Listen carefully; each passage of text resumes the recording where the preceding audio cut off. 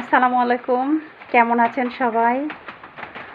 তো আশা করছি সবাই অনেক ভালো আছেন। আপনাদের সাথে আজকে আমি একটা গুরুত্বপূর্ণ বিষয় নিয়ে কথা বলবো। সেটা হচ্ছে ডোনাল্ড ট্রাম্পকে নিয়ে আর কিম জং উনকে নিয়ে। তো আপনারা সবাই জানেন যে আসলে আমেরিকার প্রেসিডেন্ট ডোনাল্ড ট্রাম্প আর উত্তর কোরিয়ার প্রেসিডেন্ট হচ্ছে যে কিম জং উন।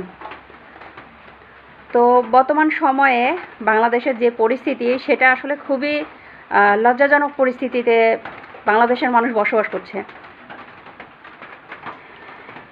কারণ মানুষ ভাইরাল হওয়ার জন্য যে বড় বড় প্রেসিডেন্টকে নিয়ে এমন ধরনের আলোচনা করে যেটা আসলে বাংলাদেশের জন্য খুবই খারাপ, বাংলাদেশের মানুষের জন্য খুব খারাপ। ভবিষ্যতে কি হবে সেটা নিয়ে আসলে কেউ ভাবে না। সবাই আছে ভাইরাল নিয়ে। কে কতটুকু ভাইরাল হবে, কে কিভাবে মানে হচ্ছে মানুষকে ছোট করে, মানুষকে একটা সম্মানিত মানুষকে নিচু করে কে কিভাবে উপরে উঠবে, শুধু এই চিন্তা। একটাবারও ভাবে না যে মার্কিন প্রেসিডেন্ট ডোনাল্ড ট্রাম্প কতটা সম্মানিত একজন মানুষ, উত্তর কোরিয়ার প্রেসিডেন্ট কিম জং উন কতটা আসলে ভালো একজন মানুষ আর সম্মানিত মানুষ। তো এগুলো আমাদের সবাইকে জানতে হবে, বুঝতে হবে, তারপর তাদেরকে নিয়ে কথা বলতে হবে। আমরা ডোনাল্ড ট্রাম্পকে কি করছি, একটা মহিষের সঙ্গে তুলনা করছি। তাহলে আমরা মানুষেরা, আমরা বাঙালিরা কতটা নিচু পর্যায়ে চলে গিয়েছি যে একটা মহিষের সাথে ডোনাল্ড ট্রাম্পকে তুলনা করছি, কিম জং উনকে একটা গরুর সাথে তুলনা করছি। কেন করছি এগুলো?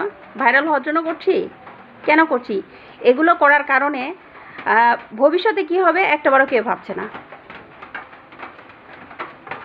আমি শহীদ জিয়াউর রহমান এবং বেগম খালেদা জিয়ার সুপুত্র তারেক রহমানের কাছে একটাই রিকোয়েস্ট করব যে বাংলাদেশের মানুষকে একটু পাগলামি করতে নিষেধ করেন।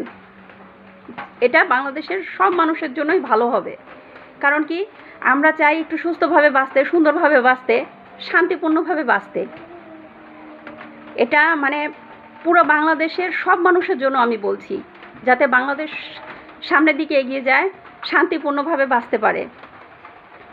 কারণ উচ্চ পর্যায়ের মানুষকে নিয়ে এমন কোনো হাসি ঠাট্টা করা ঠিক না, যেগুলো আসলে আমাদের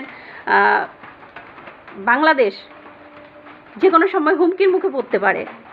তাই আমি একটাই রিকোয়েস্ট করব বাংলাদেশের মানুষকে, আপনারা একটু পাগলামি বন্ধ করেন। আপনারা যে যেখানে আছেন সবাইকে বলছি যে এমন ধরনের পাগলামি করেন না যেটা আসলে